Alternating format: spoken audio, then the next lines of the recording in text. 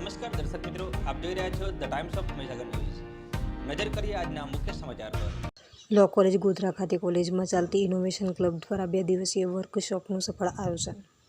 ગુજરાત સરકાર દ્વારા સંચાલિત ઇનોવેશન પ્રોગ્રામ અંતર્ગત અને લો કોલેજ ગોધરાના આચાર્ય ડૉક્ટર અપૂર્વ પાઠક સાહેબના માર્ગદર્શન હેઠળ લો કોલેજ ગોધરા ખાતે 2 દિવસીય વર્કશોપ તારીખ 23/8/2024 અને 24/8/2024ના રોજ યોજવામાં આવેલો હતો, જેમાં ટ્રેનર તરીકે મહારાષ્ટ્ર મુંબઈથી પ્રથમેશ સાલુકે સાહેબ હતા, જેના દ્વારા ઇનોવેશનના વિવિધ આયામો પર ચર્ચા કરવામાં આવી અને થિયરી અને પ્રાયોગિક બંને રીતે વિદ્યાર્થીઓને સમજ પાડવામાં આવી હતી।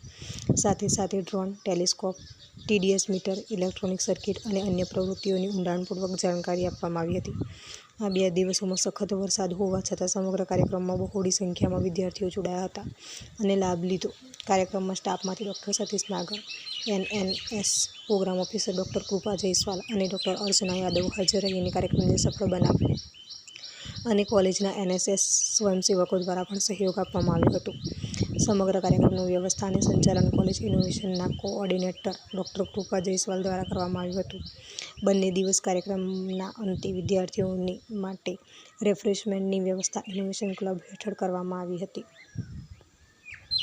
2 દિવસની 23 અને 24 તારીખની ઇનોવેશનની ટ્રેનિંગ હતી। તેમાં પ્રથમેશ સર આવ્યા હતા અને અમને ટેલિસ્કોપ, માઇક્રોસ્કોપ અને pH કેવી રીતે માપવું અને ડ્રોન કેવી રીતે ચલાવવું એ બધું અમને શીખવાડ્યું હતું અને તેમણે અમને ઊંડાણપૂર્વક તાલીમ આપી હતી, તો એમનો અમે દિલથી આભાર વ્યક્ત કરીએ છીએ।